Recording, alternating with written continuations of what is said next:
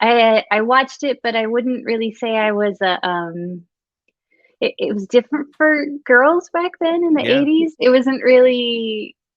It wasn't popular at all for girls. Like if you said you like Star Wars, you'd get made fun of. And so I think I hid that part of my fandom for a long time. I got very used to it being private and still once in a while I catch myself, Hmm. even as active as I am on Twitter in real Yeah. life, talking about Star Wars, I get very nervous still. Oh, Why?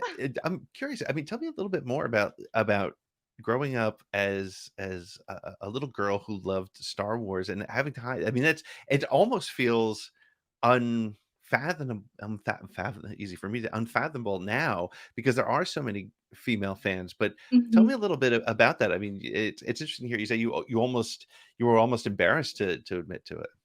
Yeah, so before the prequels, I would say it was sort of a rough time for girls or women, I think, just because it was an unexpected fandom for most people, I Hmm. think, to hear coming from a girl. So, like I said, I didn't have a lot of merch up on the walls or anything like that. I would read the books and everything, and it was fine. The only time I remember being made fun of was high school. I think it had come up, and I mentioned I liked it, and my friends started teasing me, and I was like, "Oh, okay, still, I'll keep that quiet."